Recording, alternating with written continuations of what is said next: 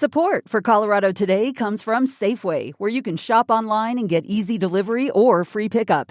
Get the same prices, deals, and rewards as in-store. Shop the weekly ad, clip deals, and earn points at Safeway.com or in the Safeway app. Support for Colorado Today comes from Credit Union of Colorado. With access to over 30,000 ATMs and a mobile app, they're dedicated to offering the services of a big bank with a heart.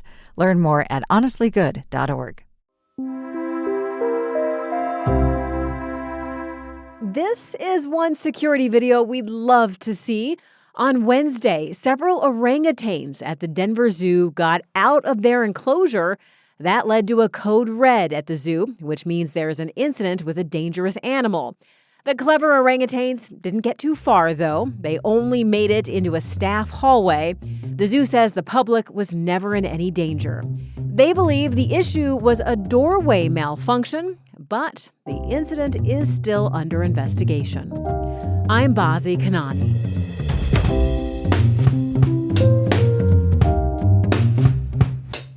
Coming up, the Supreme Court rules against a Colorado county. Obviously disappointed. It's a case that could mean much more crude oil transported right beside the Colorado River.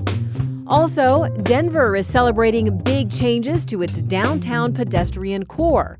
Will they work? It was pretty crappy before. And you could make a big difference for science. Colorado researchers want to see what you have growing in places like your fridge.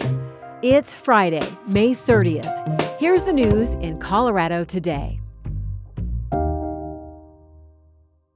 Millions more gallons of crude oil could move through our state each day after a U.S. Supreme Court ruling yesterday. The High Court's decision could have significant environmental consequences.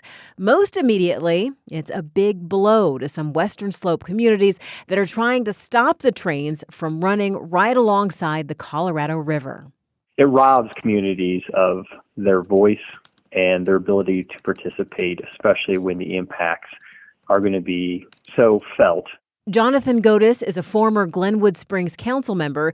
The city supported a lawsuit brought by Eagle County against the federal government and 7 rural counties in Utah. CPR's Ishan Thakur is covering this story. Ishan, this case all started when those Utah counties proposed building a new railway line so they can transport their crude oil faster. Yeah, and rather than having to keep using trucks, they want to build 88 miles of railway that would connect oil fields in eastern Utah to an existing rail line that goes through Colorado on its way to the Gulf. This project is known as the Uinta Basin Railway, and the route it takes would hug the Colorado River for miles. Several trains a day would pass through, and when they reached the Gulf, the oil would get refined. What would that do for the industry? Supporters say that if this rail line gets built, it means producers could potentially quadruple oil production in eastern Utah. Supporters, which includes the state of Utah, say that would be a huge economic boon for the area. This plan has met a lot of opposition here in Colorado. Why is that? There's a couple reasons. First, opponents worry about a potential spill. So these trains would travel through Glenwood Canyon, and that can be really precarious. There was a major wildfire there a few years ago, and since then there have been mudslides and rock slides, and that's cleared out trees and other debris. There have also been major snowstorms. So opponents say, imagine hazardous cargo going through that canyon right next to the Colorado River.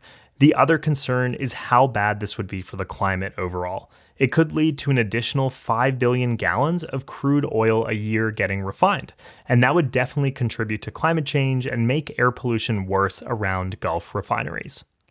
In this case, the Supreme Court was not asked to rule on whether this new rail line would be safe. So what exactly were the justices asked to consider? Right now, when companies or people or governments want to build anything, they usually have to pass what's called an environmental review. That checks the impacts of what they're proposing on things like water, wildlife, and air quality. The federal law that requires all of this is known as NEPA. President Nixon signed it, and it's one of the most important environmental laws in the country. Railway supporters say the environmental impact study that the federal government wrote basically addressed the impact of the new railway on its entire 88-mile stretch. We're talking about a document that was thousands of pages long. That seems like it would be pretty comprehensive. Yes, but opponents say the study didn't fully consider the other indirect effects of the project, like air pollution or how it could accelerate climate change or what could happen to Colorado communities along the existing railway. So ultimately, the Supreme Court sided with railway supporters, and it did so by limiting the scope of environmental reviews. It was a unanimous decision. Ishan, what was the court's reasoning for that decision? All of the justices basically said that federal regulators had done enough to consider the railway's environmental impacts. So when it comes to what Eagle County wanted and what the lower court ordered, the court said that that would have required the government to take a look at environmental effects that were really far away from the railway, like air pollution in the Gulf, and that would have exceeded the authority of the agency in charge. In this case, that's the Surface Transportation Board. There could be a direct impact in Colorado. What are the larger implications of the court's decision? Environmental groups who fought the railway say this could open the door for the Trump administration to just aggressively pursue fossil fuel projects.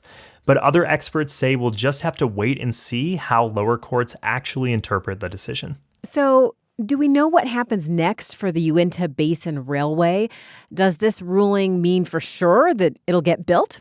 Not necessarily. Supporters say this clears the way for the project to restart and secure all the federal permits it needs, but actually getting that money, fundraising, and building will take a few years.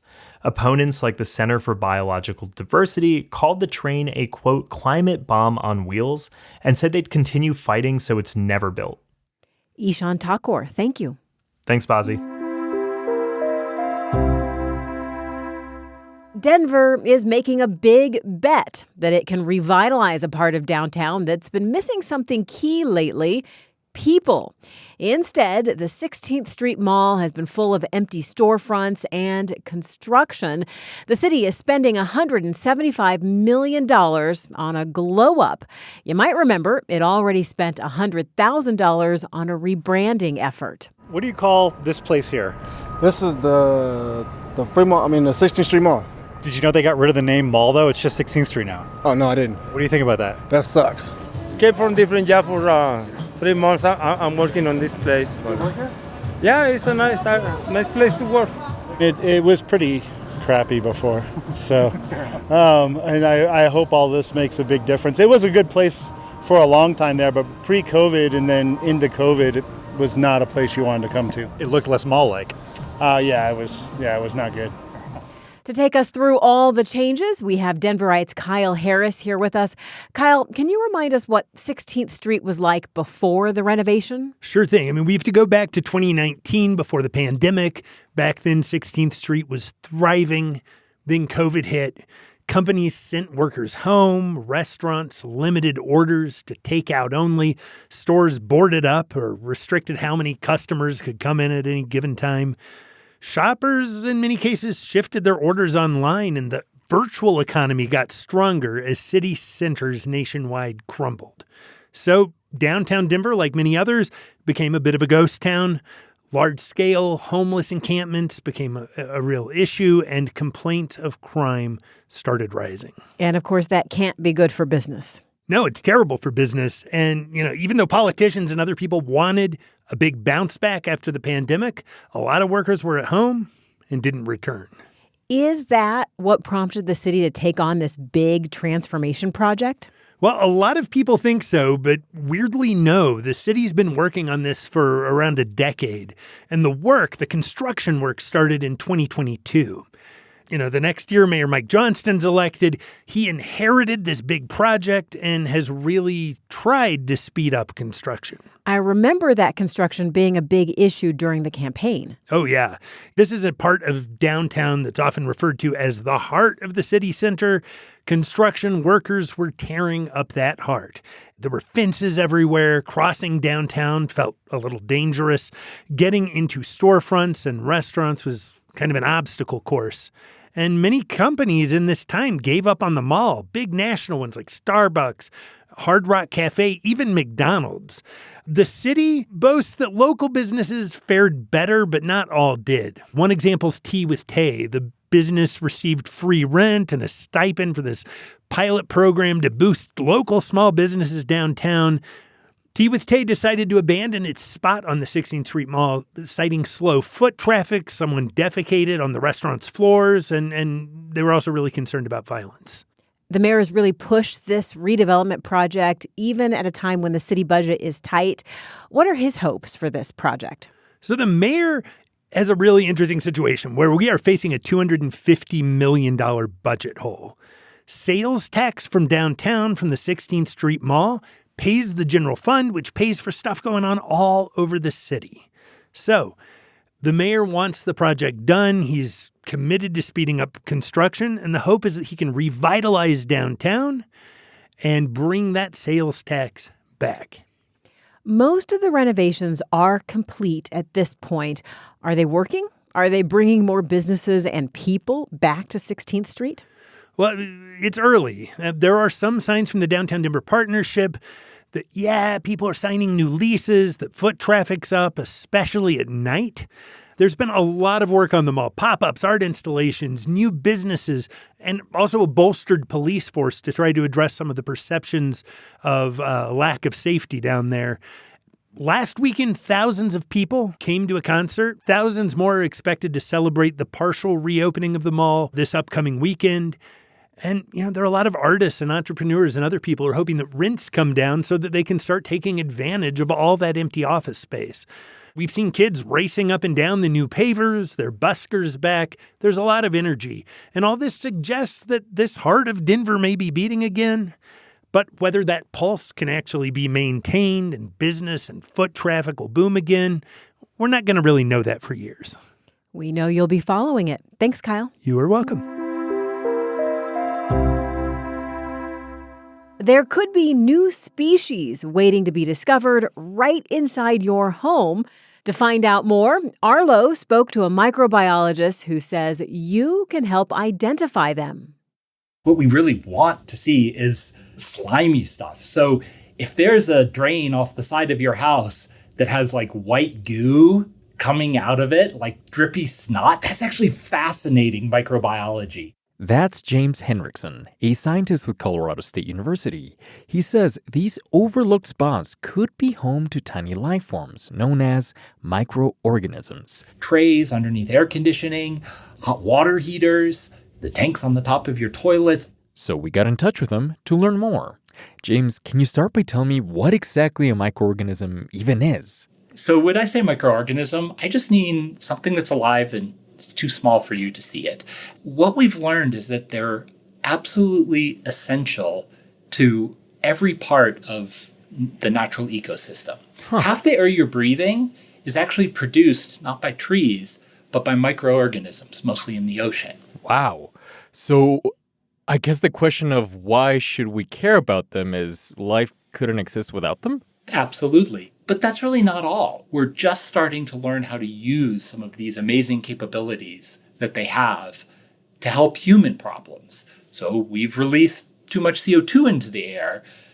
There's a lot of different microbes that can capture that CO2. Wow. And so part of what I do with my research and what Two Frontiers Project does is try to find organisms that are useful in some way. And often where we go looking is places that are very unusual. Volcanic islands and CO2 seeps in the ocean. We go there to look for organisms that are very good at capturing CO2, carbon dioxide. Yeah, I mean, one of the surprising things about this research that you're doing is you're usually looking for organisms that thrive in extreme environments, Antarctica or volcanoes. So why are you looking in my kitchen? Because your kitchen is also an extreme environment. Organisms that are growing in your dishwasher, they actually are surviving something that it's almost like nowhere in nature. It's very hot water and then it's very dry. And it has detergents and it has high nutrients and then no nutrients. That's a very strange environment. And yet we have found life there, and life that's thriving under these extreme conditions, which can have some really useful properties. For instance, you might imagine that a microbe that can survive and break down food in the high temperature of your dishwasher, it's making things that can break down food under that temperature and under those conditions, which actually is a way that we've made more ecologically friendly detergents.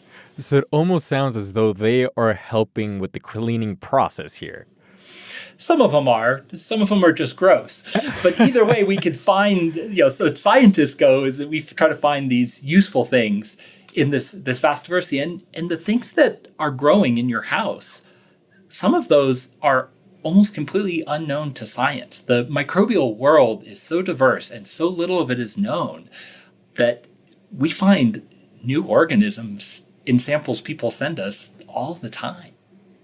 Well, let's actually dig into that. Let's say I go home today, I move my fridge, and I just finally find like some slime going down the back of the wall. No judgment. Before I clean it up, what exactly do I need to do to be part of this? Well, the first thing you need to do is just go to the website and register and start looking around for unusual things. And what that's going to look like, you're making real scientific observation, but all you have to do is take a picture of it with your cell phone and answer some questions on the website. What does it smell like? Is it dry or is it wet? And each of these observations is something that gives us as research scientists a hint as to what might be going on there. I love this because now I can go back home and say, the microwave looks like that for science. If you want to take it that way. Thank you so much, James. Absolutely. To learn more about the study and be a part of it, you can follow the link in our show notes. Thanks for listening to Colorado Today, and thanks for your support of independent local news. You can find a link to donate in the show notes. Also, don't forget to tap follow on Colorado Today in your podcast app. I'm Bazi Kanani. This is CPR News. Support for Colorado Today comes from Credit Union of Colorado. With access to over 30,000 ATMs and a mobile app, they're dedicated to offering the services of a big bank with a heart. Learn more at honestlygood.org. Support for Colorado Today comes from Safeway, where pharmacists can fill your pet's prescriptions, helping you pamper and protect your pet with pills, peanut butter, toys, and treats. Stop into the store today or visit Safeway.com.